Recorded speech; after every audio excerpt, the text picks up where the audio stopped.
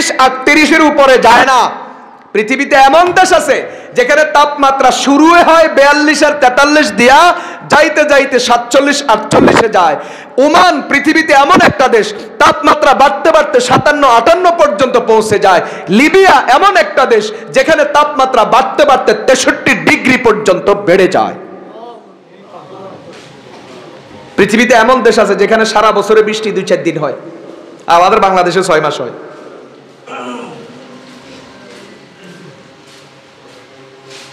আমাদের সূর্য উঠে কয়টা বাজে বলেন? 6:32-33 এখন সূর্য উঠে। বা মৌসুমের পরিবর্তনের কারণে তখনও 5:15, 5:30, 5:45 এইভাবে কি সূর্য উঠে। আমাদের বাংলাদেশের রাত আর দিনের তফাৎ খুব একটা হয় না, 1-1.5 ঘন্টার তফাৎ হয়। কখনো রাত একটু বড় হয়, কখনো দিন একটু বড় হয়। পৃথিবীতে এমন দেশ আছে যেখানে লাগাতার 6 মাস রাত রাত রাত সূর্য দেখাই যায় না। আবার পৃথিবীতে এমন দেশ আছে যেখানে লাগাতার 6 মাস দিন দিন দিন রাতের অন্ধকার দেখাই যায় না। নরওয়ে। পৃথিবীতে এমন দেশ আছে, এই নরওয়ের ভিতরে এমন এলাকাও আছে যেখানে রাত 12টার পরে সূর্য উঠে, উঠার পরে 40-45 মিনিটের মাথায় আবার সূর্য ডুবে যায়। যেই আল্লাহ বাংলাদেশে 6:30টায় সূর্য উঠাইতে পারে, ওই আল্লাহ নরওয়েতে রাতের 12টায় সূর্য উঠাইয়া 40 মিনিট পরে আবার ডুবাইতে জানে। সবাই মিলে করলে ভালো হইতো না? আমি কার কুদরতের কথা বলতেছি? কোন দলের কথা কইলেই না বিরোধী দল নারাজ থাকবে। আমি তো এমন এক দলের কথা কইতেছি যেই দল আমাদের সবাই। তো সুবহানাল্লাহর আওয়াজ ছোট্ট কেন? যেই আল্লাহ বাংলাদেশে 6:30টায় সূর্য উঠাইতে জানে, ওই আল্লাহ নরওয়েতে রাত 12টায় সূর্য উঠাইতে জানে। যেই আল্লাহ বাংলাদেশে প্রতিদিন দিন আর রাত দিতে জানে, সেই আল্লাহ নরওয়েতে বছরে 6 মাস লাগাতার দিন দিতে পারেন, আবার 6 মাস লাগাতার রাতও দিতে পারেন। যেই আল্লাহ বাংলাদেশে 2 মাস শীত দিতে জানেন, ওই আল্লাহ রাশিয়াতে 10 মাস শীত দিতে জানেন। যেই আল্লাহ বাংলাদেশে বছরে 6 মাস বৃষ্টি দিতে জানেন, ওই আল্লাহ পৃথিবীর কোন কোন দেশে বছরে মাত্র 2 দিন বৃষ্টি দিতে জানেন।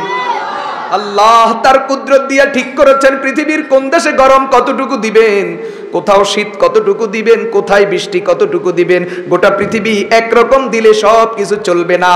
আল্লাহ যে এলাকার মানুষ যেমন, ওই এলাকার মানুষের জন্য আবহাওয়ার ব্যবস্থাও করেছেন তেমন। আবার দেখবেন যে এলাকার মানুষ যেমন, তাদের জন্য খাবারও তেমন। বাংলাদেশের মানুষ রুটি যতই খায়, জিজ্ঞাসা করে ভাই খানা খাইছেন নি? কয় না, নাস্তা না করছিলাম, এখনো খানা খাই না। তার মানে হিলাইয়ার ঘরের হিলাইয়া ভাত ন খাইলে এটারে খানা কয় না। রুটি যতই খাক ভাত খাইতেই। এই জন্য নতুন ডায়াবেটিস ধরা খাইছে, ডাক্তারের কাছে গেছে, ডাক্তারে কয় আপনার ডায়াবেটিস তো 20-এর উপরে, এখন রুটি খাইতে হবে। ডাক্তাররে রুগিয়ে কয় হুজুর স্যার এই রুটি কি ভাত খাওয়ার আগে না পরে? যদি বলেন ভাত খাওয়ার আগে, তাহলে বলেন রুটি খাওয়ার পরে ভাত কয় প্লেট খাইতে পারো? আসেনি? বাংলাদেশের মানুষের খাবার হইলো ভাত আর, বলেন না ভাত আর কি? পৃথিবীতে এমন দেশ আছে যেই দেশের মানুষকে যদি ভাত আর মাছ একসাথে খাওয়ান, সাথে সাথে নাইট প্রেসার সহ্যই করতে পারে না। ওরা কিনতে পারে না। ওদের খাবার হলো রুটি, তাও রুটি মানে বাংলাদেশের মতো পাতলা রুটি না, মোটা মোটা রুটি। এমন মোটা যেটা আমরা 2 জনে খাইলে পেট ভরে যায়, তারা একসাথে 3-4টা খেয়ে ফেলে মোটা মোটা রুটি। তারা খায় মোটা রুটি আর গোশত অথবা অন্য কিছু শাকসবজি। তারা ভাত আর মাছ সহ্য করতে পারে না। দেখবেন তারা যদি ভাত আর মাছ খায়, তাদের নাইট প্রেসার শুরু হয়ে যায়। তার বিপরীত তারা যে রুটি খায়, ওই রুটি যদি আমরা খাই, তাহলে নোয়াখালীর গ্রামের বাসায় কয় লাইয়ে ধরে। তাদের রুটি আমরা সহ্য করতে পারি না, আমাদের ভাত আর মাছ তারা সহ্য করতে পারে না। অঞ্চল ভিত্তিক মানুষের স্বভাব হিসাবে রব্বুল আলামিন খাবারের মধ্যে ভিন্নতা সৃষ্টি করে তৈরি করে দিয়েছেন। ঠিক আবহাওয়া বেশ কম করে দিয়েছেন, বৃষ্টি বেশ কম করে দিয়েছেন, শীত আর গরম বেশ কম করে দিয়েছেন। সব কিছু করেছেন কে?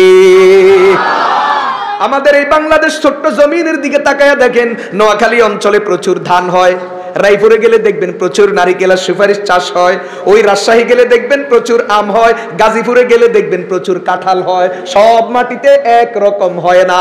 আবার এমন মাটি আছে যেখানে কিচ্ছু হয় না, শুধুমাত্র কতগুলা সিটিং এর জন্ম হয়। কি সত্য না মিথ্যা? সব মাটিতে আম হবে, সব মাটিতে নারিকেল হবে, সব মাটিতে সুপারি হবে, সব মাটিতে পানের চাষ হবে, সব মাটিতে ধান হবে।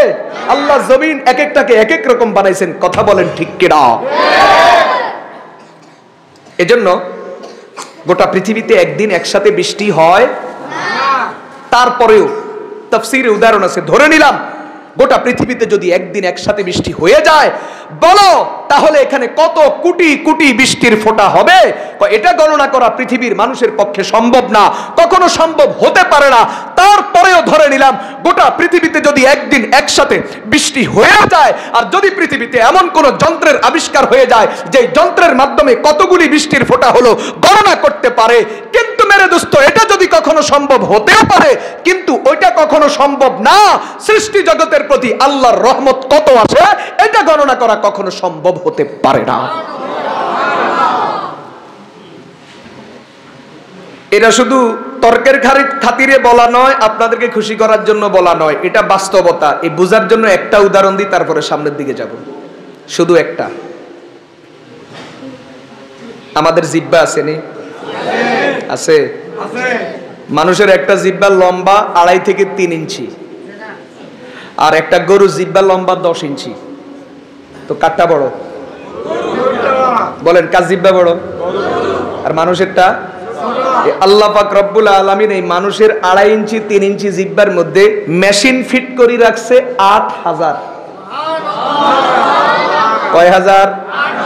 এটাকে ডাক্তারদের ভাষায় সুপার টেস্টার বলে। কি বলে? এই 8000 মেশিন আছে এই ছোট্ট জিহ্বার মধ্যে। পরিণতি কি?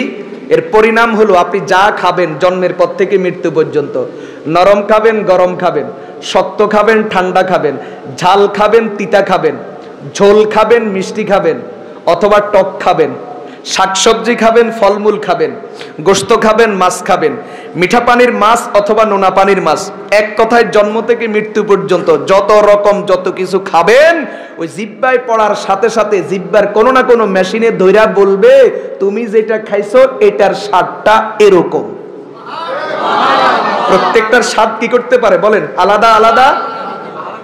পালং শাকের মজা আলাদা, মূলা আলাদা, গাজর আলাদা, ফুলকপি আলাদা, পাতাকপি আলাদা, আলু, আবার আলুর মধ্যে বর্তমানে লাল আলু একটা পাওয়া যায়, ওইটার স্বাদ একটু কম, সাদাটা হলে স্বাদ একটু বেশি হয়। সবটার স্বাদ আলাদা আলাদা ধরতে পারে, শুধু ধরে তা নয়, জিহ্বার মধ্যে পড়া মাত্রই জিহ্বা এই স্বাদের খবরটা সাথে সাথে ব্রেনের কাছে পৌঁছাইয়া দেয়।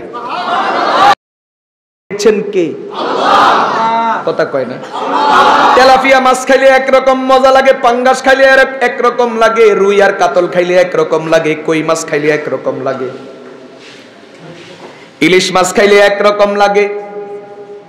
এইভাবে আপনি যত রকমের মাছ খাবেন প্রত্যেকটার স্বাদ আলাদা আলাদা লাগে। গরুর গোশত খাইলে একরকম লাগে, খাসি খাইলে আরেক রকম লাগে, মুরগি খাইলে একরকম লাগে, গরু খাইলে আরেক রকম লাগে। আবার মুরগির মধ্যে ব্রয়লার আছে, মুরগির মধ্যে দেশি মোরগ আছে, মুরগির মধ্যে কক আছে। প্রত্যেকটার স্বাদ আলাদা আলাদা লাগে, লাগে কিনা? এই যে প্রত্যেকটার স্বাদ আলাদা আলাদা, এটা ধরতে পারেন কেমনে? কারণ হলো এখানে মেশিন আছে, মেশিনে ধরে দেয়। মুসলমান ভাইয়েরা আমার, দেখবেন মাঝে মাঝে এক বন্ধু আরেক বন্ধুরে পরীক্ষা করে, কয় চোখ বন্ধ কর। বন্ধ করছে, বন্ধ করার পরে মুখের ভিতরে কিছু একটা ঢুকাইয়া দেয়, খাওয়াইয়া দেয়, খাওয়াইয়া ক তোরে কি খাওয়াইছি। ও বলতে পারে না, যেহেতু চোখে দেখে নাই বলতে পারে না কি খাইছে, কিন্তু কতক্ষণ পরে আন্দাজ করে বলে মনে হয় যেন ওইটা খাইছিলাম, এটার স্বাদটা ওইটার মতো মনে হইতেছে। কয়নি? আমাদের দেশে এরকম মানুষ আছে দেখবেন, যারা মাঝে মাঝে অন্যের ঘরে খাবার খেতে যায়, অথবা হোটেলে খায়, ওখানে খায়, সেখানে খায়, খাওয়ার পরে মন্তব্য করে মাশাআল্লাহ আজকের রান্নাটা সেরকম হয়েছে, মনে হয় যেন আমার মায়ের হাতের রান্না। কথা কয় না? জিহ্বায় ধরছে নি। কথা কয় না, জিব্বাই ধরছে নি। অথচ এতে বাংলাদেশ থেকে বিদেশে গেছে আজকে 6 বছর মায়ের হাতের রান্না খায় না, আর একজনের বাসায় খানের লগে লগে মার কথা মনে উঠে গেছে, কথা কয় না।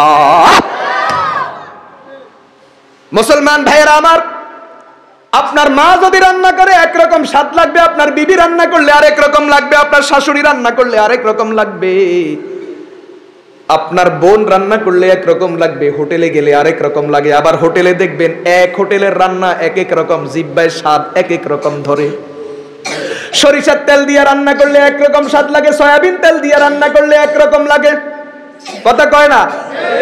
লবণ কম হইলে একরকম লাগে, লবণ বেশি হইলে আরেক রকম লাগে, সব কিছু জিহ্বায় ধরতে পারে। এই জন্য দেখবেন আমাদের দেশে রমজান মাসে আমাদের মায়েরা যখন রান্না করে, রমজান ছাড়া অন্য মাসে তো ঝোল খাইয়া পরীক্ষা করে, তরকারি খাইয়া পরীক্ষা করে লবণ আর ঝাল ঠিক মতো হয়েছে কিনা, কিন্তু যখন রোজা থাকে তখন তো আর খেতে পারে না, এক ফোঁটা ঝোল জিহ্বার উপর রেখে আবার থুতু করে ফেলে দেয়। কিন্তু জিহ্বার উপর রাখা মাত্রই বিচক্ষণ মহিলা যারা, তারা বলতে পারে লবণ ঠিক মতো হয়েছে কিনা, ঝাল ঠিক মতো হয়েছে কিনা, তেল ঠিক মতো হয়েছে কিনা, মশলা ঠিক মতো হয়েছে কিনা। কথা বলেন, জিহ্বায় এক ফোঁটা ঝোল দেওয়ার সাথে সাথে মেশিনে ধরা খায় কিনা? কেন? একটা দুই না নয়, ৮,০০০ মেশিন এই জায়গাতে আছে। কত হাজার? কত হাজার? অতএব শুকরিয়া আদায় করতে হবে কার? এখান থেকে বুঝো, তোমার এই ছোট্ট জিহ্বার মধ্যে যদি ৮,০০০ মেশিন থাকে, বলো তাহলে তোমার মাথার তালু থেকে পায়ের তালু পর্যন্ত আর কোথায় না জানি কত হাজার মেশিন আছে, সবগুলা দিছেন কে? এত ব্যাখ্যা তোমার দেওয়ার সময় নাই। না হয় আমার দেহের বিভিন্ন অঙ্গের উপর আলাদা আমার গবেষণা আছে, আলাদা বয়ান আছে, রক্তের মধ্যে কি আছে, চোখের মধ্যে কি আছে, কানের মধ্যে কি আছে, একটাও গল্প না, সব বাস্তবসম্মত। নাকের মধ্যে কি আছে, পশমের মধ্যে কি আছে, গায়ের পশমের মধ্যে কি আছে, চামড়ার মধ্যে কি আছে, চামড়ার তলায় কি আছে, এখানে কিডনিতে কি আছে, এখানে হাড়ে কি আছে, হাড়ের মধ্যে বাল্বে কি আছে, এখানে ফুসফুস আছে, ফুসফুসের মধ্যে কি আছে, এখানে ব্রেনের মধ্যে ব্রেন আছে 13 থেকে 1400 গ্রাম, এখানে কি আছে। এক কথায় তোমার দেহের কোনখান থেকে কোনখানে পায়ের চামড়া শক্ত কেন, এখানের মধ্যে কি আছে। মুসলমান ভাইয়েরা আমার, সব কিছুর উপরে আলাদা আলাদা বয়ান আছে, আলাদা আলাদা গবেষণা আছে, আলাদা আলাদা পড়াশোনা আছে। ডাক্তাররা যেমন গবেষণা করছে, কোরআন হাদিসওয়ালারাও গবেষণা করছে। বলতে গেলে রাতকে রাত শেষ হবে, কিন্তু আল্লাহর নেয়ামতের বিবরণ শেষ হবে না। সংক্ষেপে শুধু তোমার এতটুকু বলি, তুমি দুনিয়াতে ক্ষমতা পাও নাই, টাকা পাও নাই, বিবি পাও নাই, সন্তান পাও নাই, কিচ্ছু পাও নাই, কিচ্ছু পাও নাই, শুধু যে তোমার দেহটা আছে, এই দেহের মধ্যে যা কিছু আছে এগুলা যদি তুমি বাহিরের থেকে কিনতে হয়, যেমন মাঝে মাঝে আমাদের দেশের কিছু মানুষ কিডনি বাহিরের থেকে কিনে নি, নিজের কিডনি দোনোটা ড্যামেজ হয়ে গেছে, তো কিডনি বাহিরের থেকে কিনতে হয়। একজনের অপারেশন করি, তার থেকে কিডনি নিতে হয়, এরপরে আবার তোমার অপারেশন করি, ওখানে কিডনি বসাইতে হয়।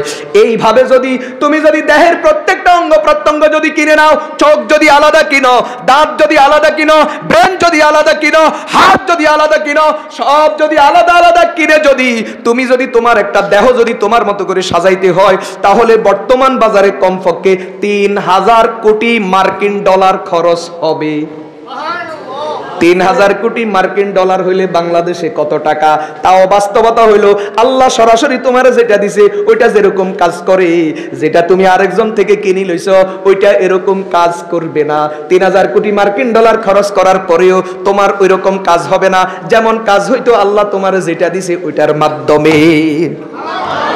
অতএব তুমি যখন রাত্রে ঘুমাইতে যাও, তখনও তুমি ৩,০০০ কোটি মার্কিন ডলার নিয়ে ঘুমাইতে যাও। যখন তুমি বাথরুমে যাও, তখন তুমি ৩,০০০ কোটি মার্কিন ডলারের সম্পদ নিয়ে তুমি তোমার বাথরুমে যাও। কথা বলেন ঠিক কিনা?